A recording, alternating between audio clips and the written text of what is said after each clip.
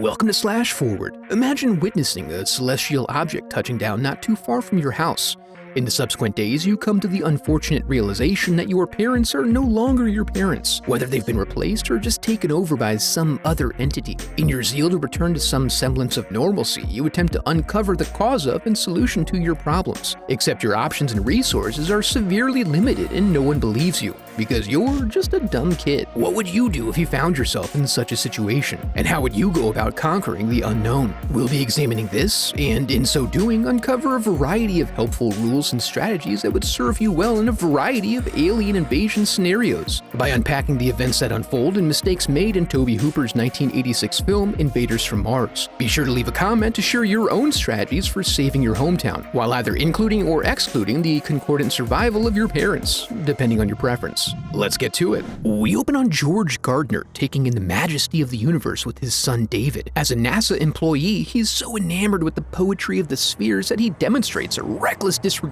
for his cardigan. Ellen comes out to announce bedtime, which is undermined by George, but they otherwise have a good thing going here. As they complete their evening rituals and settle into bed, George gives David a fresh new penny for his collection. An astronomer and a penny nerd? This dude reeks of unquenchable sexual energy, my friends. Then it's off to bed. The meteors calm down, but then the storms roll in. As David goes to shut his window, he bears witness to a gigantic strobing meteor touching down nearby, which sends him off screaming. Unfortunately, by the time they return to his room, it's descended below the crest of Copper Hill, so they disregard his concerns and agree to take a look in the morning instead. The evening's excitement has dissipated by the morning. However, David does begin to wonder about his father's unusually dazed and confused demeanor, but George has a way It was just a bad dream.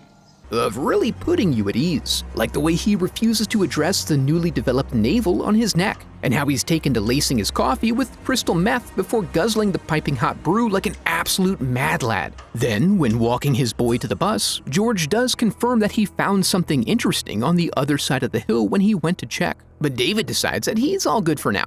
At school, while the children prepare to murder Mrs. McKeltch's fresh marshland victims, David gets into a frog-tossing competition. As one would expect, it ends in bloodshed, requiring David to be escorted to the school nurse. McKeltch drags him in, hoping for some reciprocal henpecking, but storms off in the face of Miss Magnuson's calm, compassionate demeanor. After school, David returns home to find the house open due to a malfunction with the automatic door. With everything quiet, he naturally starts watching a matinee showing of Life Force, but his prankster mom interrupts him before he can get to the naked parts. He confides that Dad had been acting like a fairly odd bird that day, but they don't both begin to worry until he fails to show up that evening. Ellen ends up calling the police, who decide to go check out Copper Hill just to see if maybe he's out smoking a joint with the high schoolers. But right after they leave, George pops out with Ed, his equally strange bro from work. They appear to have hit happy hour hard as hell because Ed staggers off toward home, sans vehicle. Then the police return and they all monotonally comment on David's abundant imagination as regards the prior evening's celestial phenomenon. It's not until after dinner that Ellen takes notice of George's strange behavior. Then, in the night, he comes in to steal David's penny collection while he pretends to be asleep. Later, the two lovers stroll off into the mist, and David laments what he recognizes to be the loss of his mother. He gets confirmation of this the next morning when Ellen pulls a little skin flap off her neck and has suddenly lost all her bacon skills. She takes his reluctance as a sign he needs some fresh air and suggests they all have a little picnic over the hill at the sand pit. David seems to be struggling with the implications here. Is this a joke?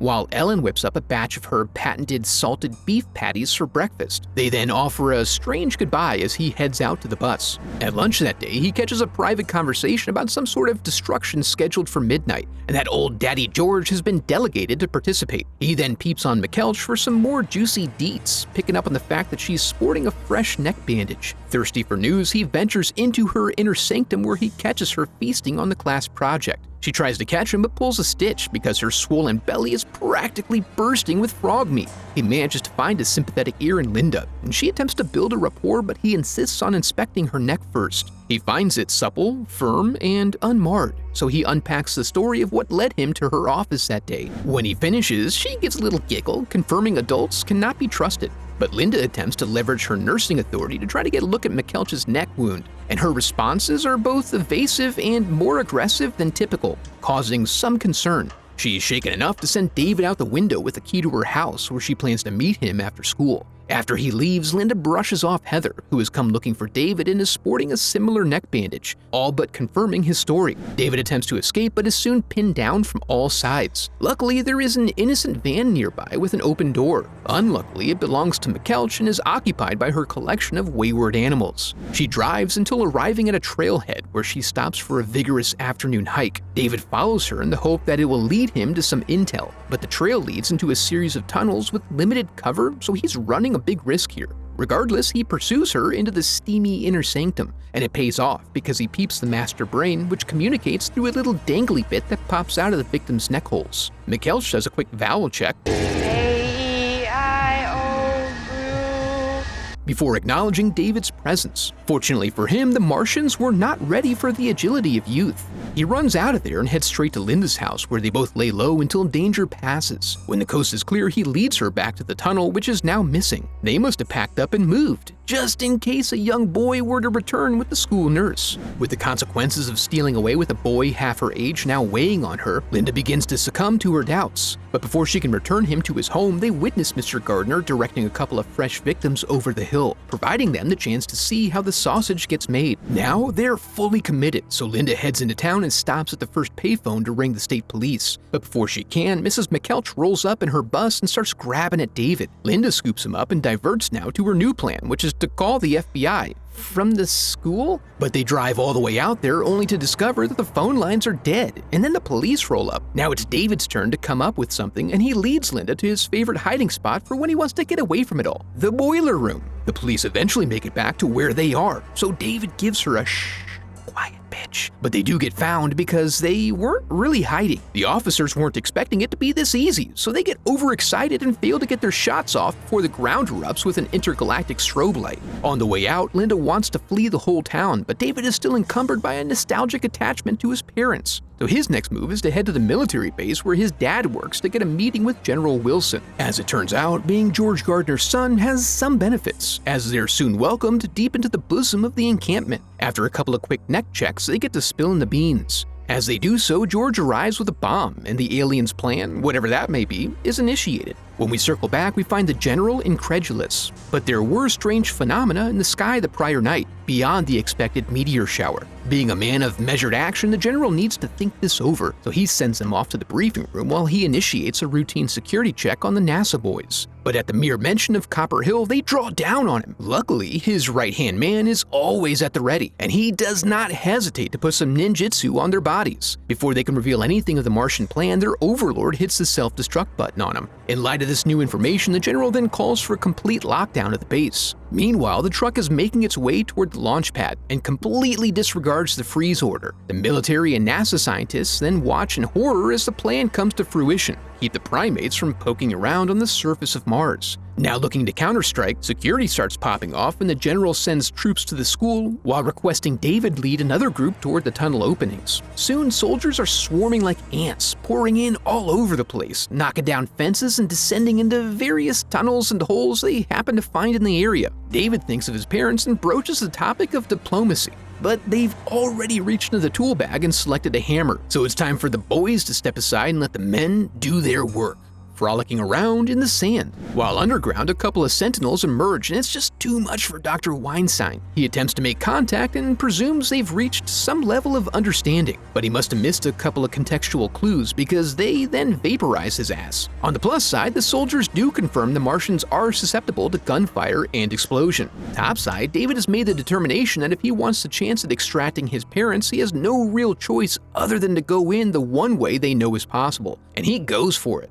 This prompts the men to attempt to blast their way in, winching themselves out of the twirling mass but leaving behind an explosive payload. This provides a gaping hole the men may enter.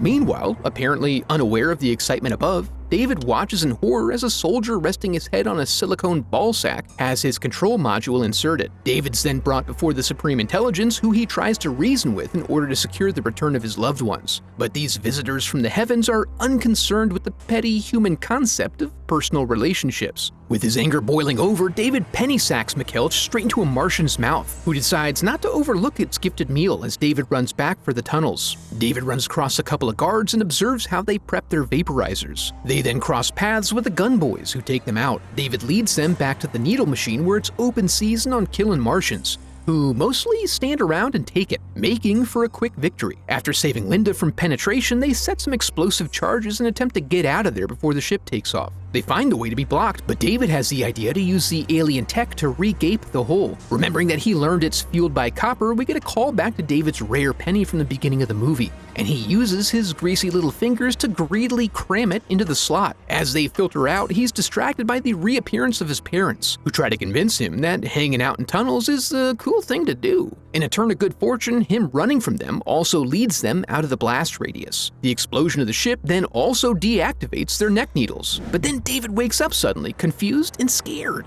After a quick confirmation that he is in the real world now, they get him calm and back to bed. But then, like a true hustler, ya boy turns his dreams into reality. How delightfully nostalgic that was. A Golden Globus-produced Tobe Hooper film. It can barely get more 80s than that. As we look through the lessons learned here, we're going to be walking away with a lot of general lessons that will be useful in everyday life. Because here, we're mainly looking at a problem of persuasion. We all know that a simple grade schooler would be unable to handle a Martian horde on his own. Success is really dependent on his ability to unlock his still burgeoning charisma to bring people on board with him. It's less about brute force and figuring out how to kill aliens, and more about convincing others that there's a problem to address, and how to curry favor and marshal the forces in order to save all that they hold dear. The first step here is recognition. He saw something unusual in the night sky, but gets no confirmation of what it was. George just agrees to take a look in the morning. When David comes down, there is evidence that George had already been there. He doesn't mention it specifically until later, but he is missing one of his loafers, implying that he lost the other in a muddy hike over the hill. This should be a moment of peak curiosity and information gathering. Why not casually inquire about their plan for checking out the Earthbound meteor? In the course of this questioning, it may become more apparently obvious that something is wrong with your dad. With only minimal conversation, there were clear indicators that he was obviously having a hard time keeping it together. Pressing the conversation and forcing him into more interaction would go a long way in confirming any suspicions. The main thing to take away from this is to always be wary of a dad with an inconsistent routine. George has likely been wearing the same clothes, telling the same jokes, and engaging in the same morning ritual for at least the last 10 years. Any sudden change alone is cause for suspicion, but the apathy toward the loss of his leather house shoe and clear indication of unspecified physical trauma should be raising significant alarms. This is confirmed later when a clear break in his schedule was worrisome enough to prompt Ellen to call the police. The police were already fairly strange on their own, but when they come back holding their necks, we now have a second indicator that is stronger than the first, in that it goes beyond simple behavioral observation. With George, there was a break in routine, but what of the other town weirdos?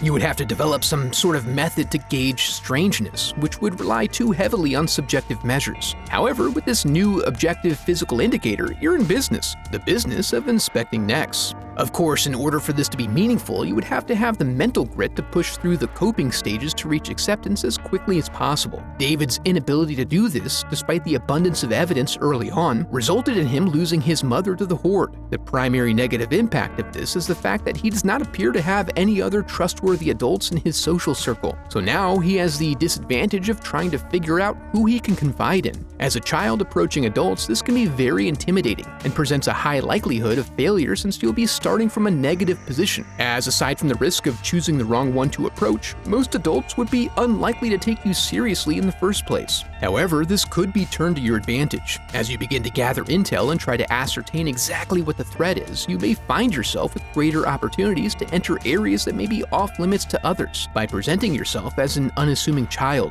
This is an important step because the more specifics you have, the more believable your story will be when others hear it. The key characteristic here is to get to the point where you know and accept that something is wrong, but pretend like it's all good. Feigning ignorance or playing stupid is a strong strategy. Properly employed, it will allow you to overstep and risk mistakes while minimizing negative outcomes, as your actions will likely be interpreted as an innocent misunderstanding. However, this does require you not to plunge too deep. When David pursues MacLeod, she follows her into her closet. Instead of observing from the doorway where he can slip away or play off his presence as just seeking to ask her a quick question, he ventures well into the closet with no cover. Once she turns around, he's toast. So unless he intended to physically confront her here, there's no reason for him to delve this far. And after he's sighted, his cover is now blown. Everything from this point must be full espionage. He's lost both the element of surprise and his ability to wander about, appearing as a babe in the woods, so to speak. Now finding an ally is of the utmost importance.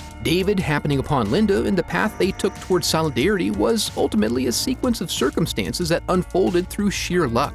Ideally, you would have some familiarity with the person you approach first. I would have liked for David to have carved out a little time beforehand to explore what was on the other side of Copper Hill. Ultimately, it turned out there was nothing to see other than a sand pit, so that may not have helped him, but he didn't know that at the time. If you're thinking ahead and taking steps toward achieving your goal, you should really be focused on finding a way to shine a light on the dangers you've identified. Whoever you approach is going to have to swallow a pill that could choke a horse. Your best approach is to find some innocuous way to get them to a point where they see what you've seen, so they have no choice but to believe you. In this case, he lucked into the neck bandage thing, because if there hadn't been more than one of them, this would have been a meaningless detail. Then, the tunnel entrance disappearing was another huge miss. Everything was on the verge of falling apart until they happened to bear witness to an actual abduction. This was a huge turning point that almost didn't happen due to David's lack of preparation. In regards to his actual intel gathering, this was also high risk and sloppy. The smooth tunnels provided no cover or places to hide. He basically had to stand out in the open the entire time. But in terms of actual intel, the trip was entirely wasted. He learned that the Martians are very vascular, but slow, which is good to know. The leader of the group is a giant squishy brain, which would likely be very susceptible to physical damage. However, it speaks in a Martian language that he can't understand, so he doesn't learn any more than that, and then he doesn't actually relay any of the information he did learn to anyone else throughout the movie. After all the time and effort that goes into finding and confiding in an accomplice, you have to also bring them into the loop. Everyone should be working off of the same information, just in case the group gets split up or some other hardship befalls you. At this point, the best option is to likely get out of town entirely so you can get a broader perspective on what's going on and possible next steps. Instead of doing this, David wants to try to find his mom and dad, which should be a huge mistake. You have to deal with the core problem before moving on to secondary issues, especially when the core problem involves your parents' brains being completely overrun. Regardless, this happens to work out in their favor yet again, because George works for NASA at a base that is independently secured by Marine forces. He was able to bring them on his side quickly when the pod folks basically showed their whole asses right in front of the general, and just before a full display of their power and intent went right off in their faces. This is highly situational and lucky on their part. Again, not knowing who has been taken over, but knowing the police have been infiltrated, you would be better off moving out of town to find help. So it may be of benefit to grab you one of those school children to take along as evidence in case you have trouble convincing outsiders of your plight. Once you've returned in force, there was a question of negotiation versus aggression. It's understandable that David was concerned for the well-being of his parents, but the Martians had shown nothing but aggression so far. This is further confirmed by Weinstein's fate in the tunnels. There's clearly no interest in communication, although in fairness, he was talking to a couple of grunts, and they're not the decision makers. But what are the odds of getting a meeting with the Supreme Intelligence if every other Martian you run across tries to vaporize you? No, this was basically the correct strat. They went in hard and got the job done in the end. The only real criticism I would have here is they pulled back too soon. I'm not sure why the primary objective was to detonate the entire ship, as it was likely full of useful alien technology. Imagine if we had gotten smartphones 10 years earlier, where we'd be now. They should have stuck to the guns and not let up as easily as they did. Any veteran Contra player knows that this is only the Master Brain's first phase. There will likely be 1 to 3 more phases after this. If you have sufficient ammo and patience, you'll eventually make your way through them all, thereby eliminating the threat and retaining all that precious technology for yourself. Finally, there's the question of whether any of this matters at all, since David ultimately woke up, revealing this to be a dream. To that, I would have to say this obviously matters. The dream was a dry run. When he woke up, the loop was initiated in real life. So if he had been introspective about his faults, he was presented a chance to correct everything. Given the state of the news recently, I find it hard to imagine that anyone would dismiss the importance of this type of exercise. But you are free to do so at your own peril. Before we go, I'd like to give a huge thanks to my donors memorialized in the Hall of Headshots.